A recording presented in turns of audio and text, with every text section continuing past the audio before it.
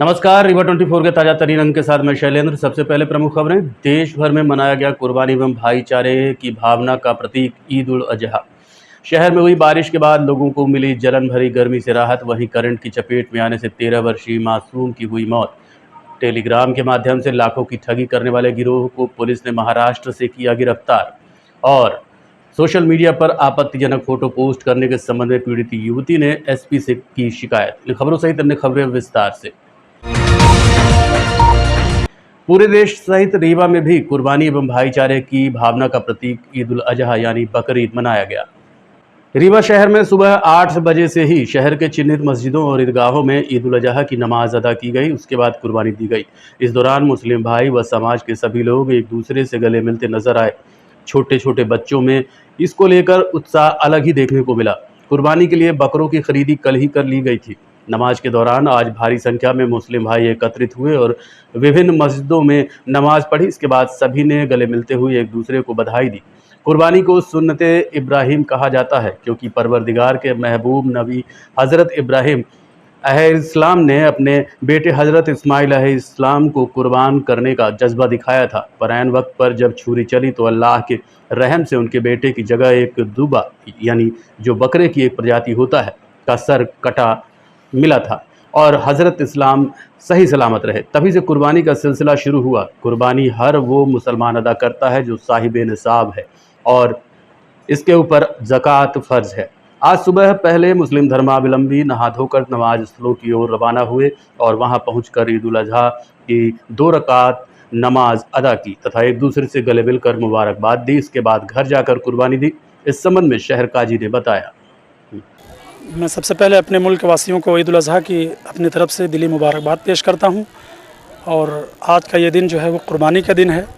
सैयदना इब्राहीम अलैहिस्सलाम ने अपने बेटे सैयदना इस्माइल ज़बीउल्लाह अलैहिस्सलाम की कुर्बानी पेश फरमाई थी और अल्लाह रब्बुल इज़्ज़त ने उस कुर्बानी को इस तौर पर कबूल फरमाया कि तकरीबन 5000 साल गुज़रने के बावजूद भी आज तक तमाम मुसलमान पूरी दुनिया में इस दिन कुर्बानी अदा करके हज़रत इब्राहीम अलैहिस्सलाम की सुन्नत को अदा करते हैं।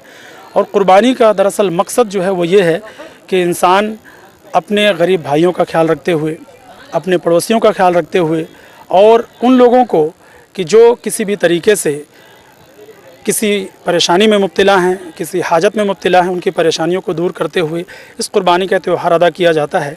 और इसमें एक मसलहत ये भी है कि आप देखें कि दीगर त्योहारों में जो है रुपया पैसा और सारी चीज़ें हम ख़रीदने जाते हैं बाज़ारों में सारे सामान को, लेकिन कुर्बानी का त्यौहार ऐसा है कि गरीब जो भी लोग होते हैं वो अपने गांव में देहात में साल भर बकरों की जो है परवरिश करते हैं, बकरों को पालते हैं और फिर मुसलमान इस दिन उन बकरों को उन गरीबों से ख़रीद करके कुर्बानी अदा करते हैं।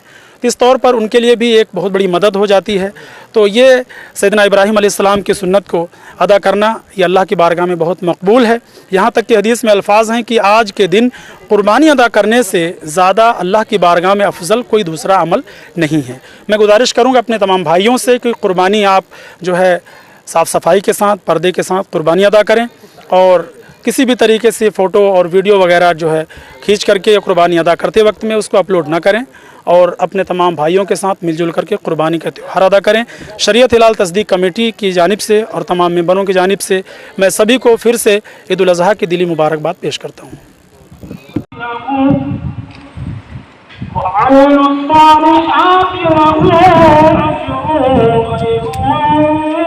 आप लोग तशरीफ लाएं ताकि मुताबिक वक्त में नमाज की अदायगी की जा सके।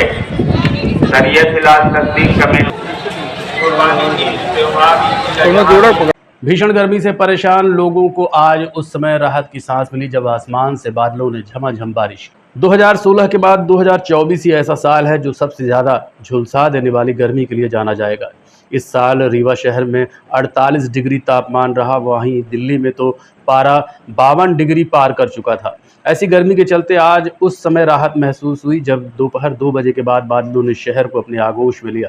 हालांकि बारिश इतनी तेज नहीं हुई, लेकिन फिर भी इस जलन भरी गर्मी से लोगों को राहत मिली। वहीं बारिश के चलते बिजली गुल होने से लोग परेशान नजर आए। फिलहाल इस बारिश के बाद काफ़ी राहत महसूस की जा रही है, लेकिन घरों के भीतर अभी भी उमस से लोग परेशान हैं। बारिश के नज़ारे को हमारे कैमरामैन सुनील शर्मा ने कैद किया है, तो आप भी आनंद लीजिए इस राहत भरी बारिश का।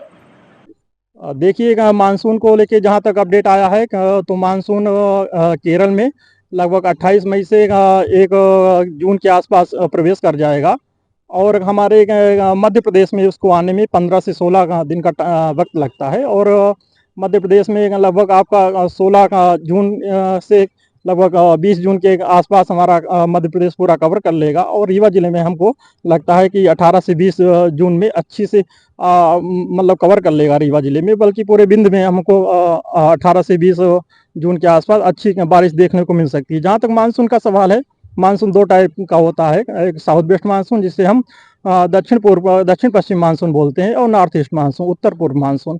जहाँ तक दक्षिण पश्चिम मानसून का सवाल है, जहाँ तक खेती किसान के लिए ये सबसे मतलब महत्वपूर्ण माना जाता है कि इसमें क्योंकि 75 से 80% वर्षा जो इसी पे डिपेंड रहती है साउथ वेस्ट मानसून पे, और नॉर्थ ईस्ट मानसून हमारा जो कि उधर अक्टूबर के से लेकर दिसंबर के तक चलता है। मानी कि किसानों के हित के लिए अगर देखा जाए, अगर खरीफ की फसलों के लिए देखा जाए, धान की फसलों के लिए देखा जाए, तो साउथ वेस्ट मानसून किसानों के लिए बहुत ही उपयोगी है, जो कि 75 से 80% वर्षा कराता है और इसी पे हमारी खरीफ फसलें जो हैं वो डिपेंड रहती हैं। और इस बार रीवा जिले में ही नहीं बल्कि पूरे बिंद में और बल्कि पूरे मध्य प्रदेश में अच्छे मानसून के साथ अच्छी बारिश होने की प्रबल संभावना है और मानसून हमारा जो औसत से इस बार अधिक वर्षा कराएगा।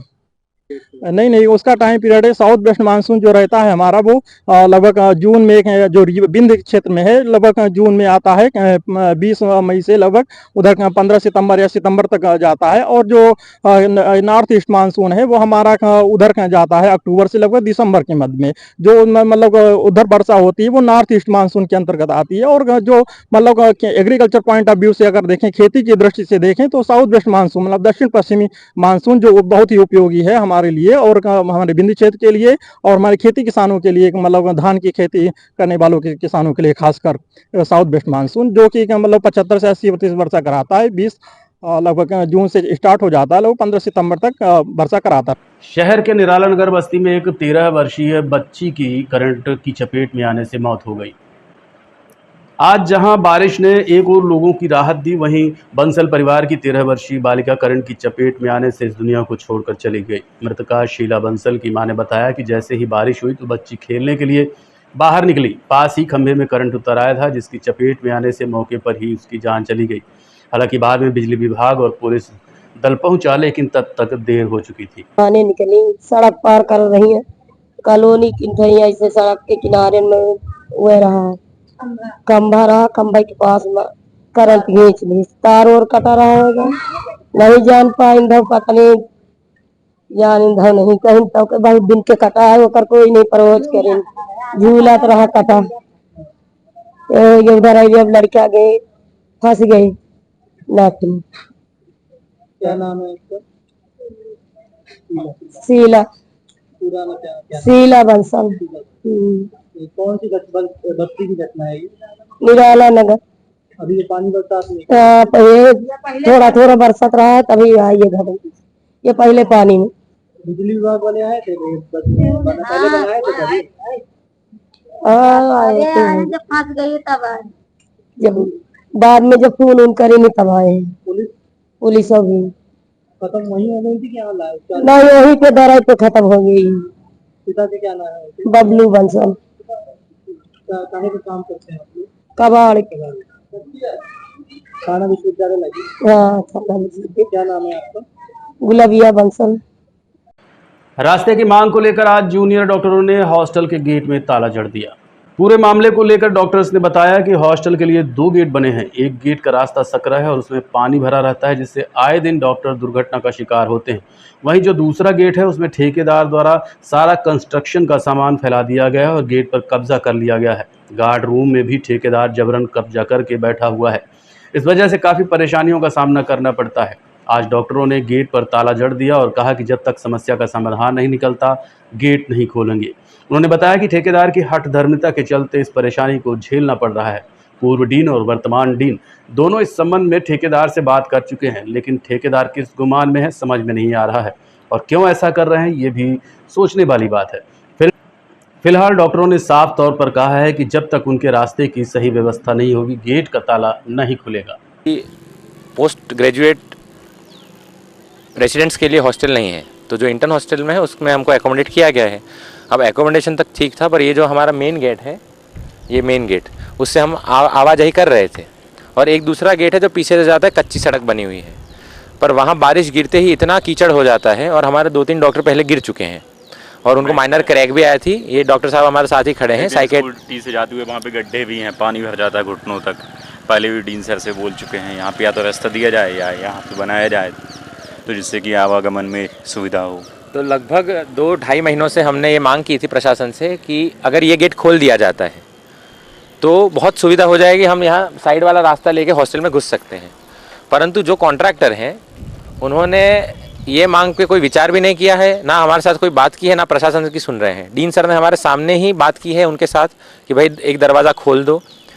इंदुरकर सर जो डीन पूर्व डीन है हमारे, उन्होंने भी हमारी बहुत मदद की। डीन साहब ने भी बहुत कोऑपरेट किया, परंतु जो कॉन्ट्रैक्टर लेवल पे पता नहीं क्या उनको गिला है, शिकवा है, पता नहीं है, वो खोल नहीं रहे गेट। और ऊपर से क्या दबाव बना रहे हैं कि प्रशासन भी कुछ ऐसा बोल नहीं पाता है। तो अगर देखिए, हम हमारे रेसिडेंट्स की हेल्थ के साथ कुछ भी होने नहीं देंगे। अगर हमारी हड्डी टूटेगी फिर हो सकता है भविष्य में किसी और की भी हड्डी टूट जाए। और कैसे टूटती है, मार्ग अकस्मात में टूटती है कि इनमें से कोई एकदम साइड से तो कॉलोनी वासी रहते हैं, साइड से कॉलोनी वासी रहते हैं, उनको भी दिक्कत होती है। और बड़ी बड़ी गाड़ियाँ होती है रेसिडेंट्स की, अगर वो जाए तो चक्का वहीं चक्का जाम हो जाता है। और वो गाड़ियाँ फंस भी चुकी है उधर, पहले भी हमने टोइंग करवा के गाड़ियाँ बाहर निकलवाई है। तो बहुत सारे मुद्दे हैं, हमने उनको पहले भी बोला था। पर आज अगर ये गेट ये लोग आज नहीं खोलेंगे तो हम लोग यहीं खड़े रहेंगे और ये कंस्ट्रक्शन उनका जाम करवा देंगे। आगे कोई कंस्ट्रक्शन नहीं हो पाएगा। हमारे वाइस प्रेसिडेंट है विपुल, इधर आइए।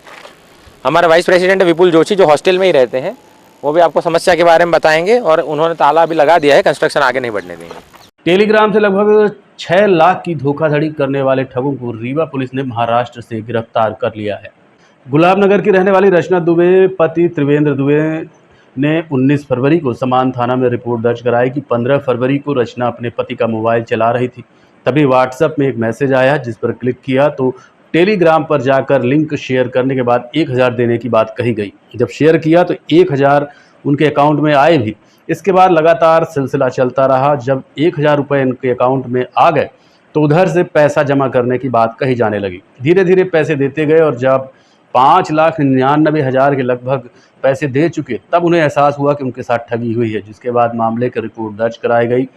पुलिस और साइबर सेल की मदद से 2 आरोपियों को उत्तर प्रदेश एवं उनकी निशानदेही पर अन्य आरोपियों को महाराष्ट्र के औरंगाबाद से गिरफ्तार कर लिया गया है, जिनसे पूछताछ की जा रही है। आपको बता दें कि पुलिस द्वारा लगातार जागरूकता अभियान फैलाकर लोगों को बताया जाता है कि इस तरह के किसी भी लिंक पर क्लिक ना करें, लेकिन फिर भी लोग लालच के चलते क्लिक कर ही देते हैं। ज़्यादातर ऐसे मामले चुनाव के बाद आते हैं जिनमें कहा जाता है कि इस लिंक पर जियो की तरफ से या फिर किसी अन्य कंपनी की तरफ से फ्री में दिया जा रहा है, लेकिन लोग लालच में आते हैं और पुलिस की बात नहीं मान रहे हैं।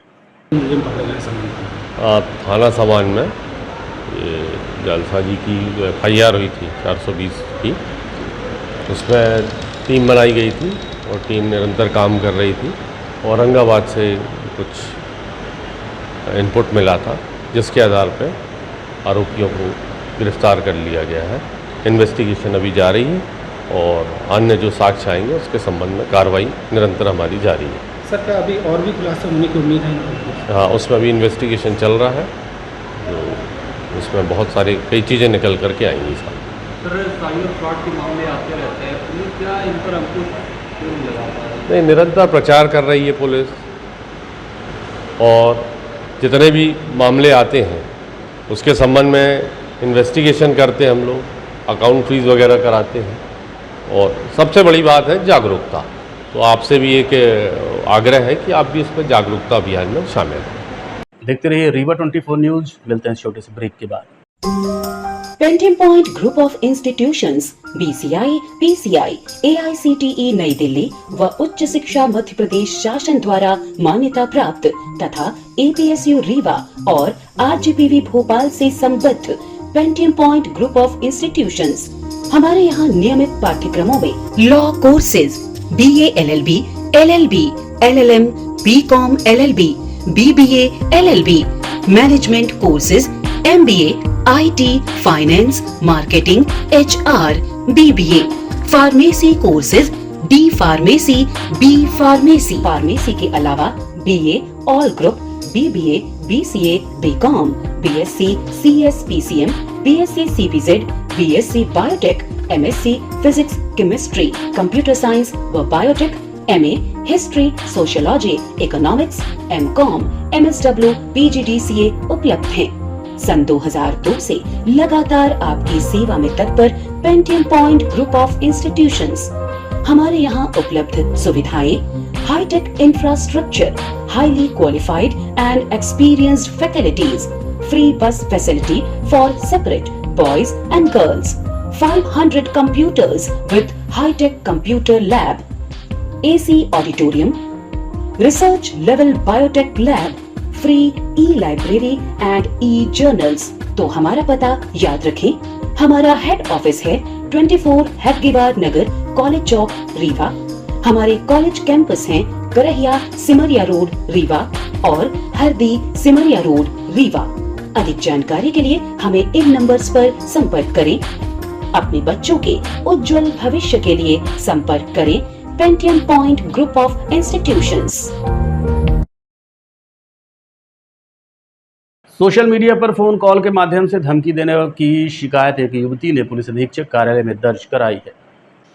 रीवा की रहने वाली एक युवती ने आरोपी विपिन सोनी, पिता नारायण दास सोनी मनिकवार तथा उसकी एक अन्य दोस्त जो उसकी पहले की सहेली है और रामपुर नैकिन मऊ जिला सीधी की रहने वाली है, उसके साथ गोलू साकेत नाम का भी युवक है। इन लोगों ने पीड़िता के नाम से सोशल मीडिया में इंस्टाग्राम के माध्यम से फेक आईडी बनाकर उनकी फ़ोटो अपलोड कर दी। उसके बाद विभिन्न नंबरों से धमकी देते रहे। उनका कहना है कि हम ऐसा ही करेंगे, तुम्हें जो करना है कर लो। इसके अलावा अपशब्दों का भी लगातार प्रयोग किया जाता रहा।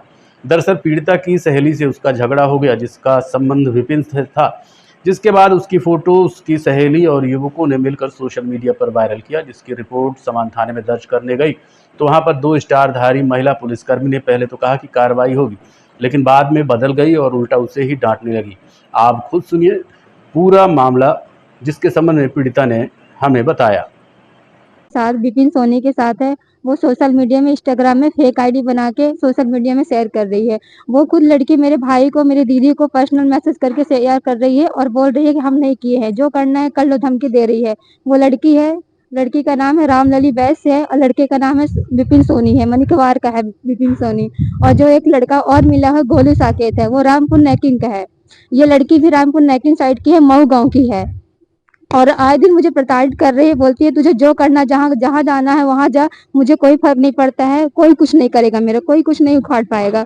और लड़का है तो फोन ही बंद करके रखा। विपिन सोनी जिसके साथ मेरी फोटो सोशल मीडिया में निजी तस्वीरें वायरल हो रही है, वो लड़का अपना फोन बंद करके रखा है। उसके घर वाले भी कोई कार्रवाई नहीं कर रहे हैं। थाने गए, थाने वाले बोले आवेदन लिख दो, ऐसा वैसा सब कुछ बोले। मैम बोली वो आचार सिंह है, डबल स्टार मैम है, वो समान थाना गई थी। बोलती है मैं सब कुछ करवा दूंगी, हो गया ठीक है, तुम वो आवेदन दे दो।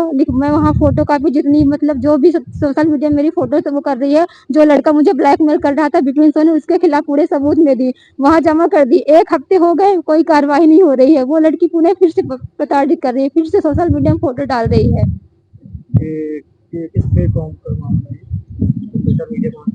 ये इंस्टाग्राम में सोशल मीडिया मेरे पूरे रिश्तेदार को फॉलो किए, सबको भेज रही है। मेरे पूरे समाज में सब जगह सोशल मीडिया में फैल गया हुआ है। पुलिस क्या बोलती है? पुलिस कुछ नहीं, कोई कार्रवाई नहीं कर रही। बोलते हैं डिलीट करवा देंगे, ये करवा देंगे, बस पुलिस का फोन आता है, कुछ भी नहीं करवा रही है। समान थाना वाली पुलिस से एक भी कोई कार्रवाई नहीं कर रही है। FIR दर्ज नहीं की है, लेकिन आवेदन लिखवा लिया, उसमें भी कुछ भी नहीं करवा रही है। FIR क्यों नहीं दर्ज किया गया? नहीं, FIR दर्ज नहीं कर रही है, पता नहीं, बोले आवेदन लिख दो, सब करवा देंगे। कितने दिन हो गए अब तक? ये मेरे को 1 हफ्ते हो गए, समान थाना में केस हुआ। फिर इसके बाद ये जो लड़की कर रही है, जो लड़के मुझे परेशान कर रहे हैं, सोशल मीडिया इंस्टाग्राम में फोटो वायरल कर रहे हैं, वो आज 1 तारीख हुआ है, 16-17 दिन हो गए। 16-17 दिन से मैं प्रताड़ित हो रही हूँ, मैं रो रही हूँ, मैं सुसाइड कर रही हूँ। मेरे घर वाले मुझे निकाल दे रहे हैं, कोई नहीं सुन रहा है मेरी। हड्डी जोड़ एवं रीढ़ रोग तथा स्त्री रोग एवं प्रसूति रोग का इलाज एक ही छत के नीचे। विघ्नहर्ता hospital and trauma centre, hotel landmark के पास, रतहरा, रीवा। डॉक्टर संतोष सोनी, पूर्व चिकित्सक, बॉम्बे हॉस्पिटल, मुंबई। हड्डी जोड़ एवं रीढ़ रोग विशेषज्ञ, छोटे चीरे एवं दूरबीन विधि द्वारा हाथ तथा पैर की हड्डियों का ऑपरेशन।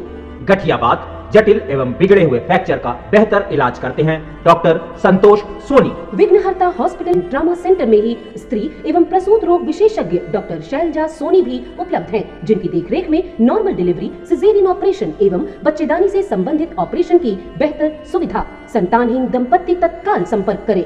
विघ्नहर्ता hospital and trauma centre, hotel landmark के पास, रतहरा, रीवा। सुविधाजनक एवं सफल इलाज हेतु आज ही संपर्क करें।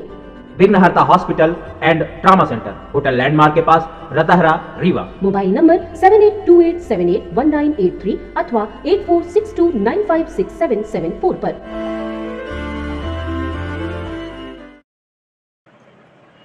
आज के अंक में इतना ही। देखते रहिए रीवा 24 न्यूज़। नमस्कार।